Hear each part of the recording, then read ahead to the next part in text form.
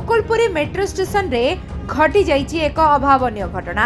एही घटना रे 3 रु 4 जन लोक आहत मध्य होइछथि। तेबे घटना अनुसार एही मेट्रो स्टेशन रो पाचेरीर गोटिए पार्श्व स्लैब भुसुडी पड़िबारु 3 रु 4 जन लोक एहार भग्नावशेष तळे चापी होई जाइथिले। डीसीपी जय तिर्की कहिथिले जे सेमानंकु समस्तको उद्धार करी हॉस्पिटल स्थानांतरित करा जाइछि। एबे जेसीबी और क्रेन साहाय्य भग्नावशेष को हटा जाउछि। घटनास्थल में स्थानीय पुलिस एवं मेट्रो कर्मचारी उपस्थित रहिछन्ति। एने एक मामला रुजु होई या उपरे तदंत जारी रहिछि। ए घटनाटी सकाळ पाखापाखि 11:30 समय घटिछि। तो वर्तमान मिलुथुवा सूचना अनुसार एथिरे जण व्यक्तिंकर मृत्यु मध्ये होइछि।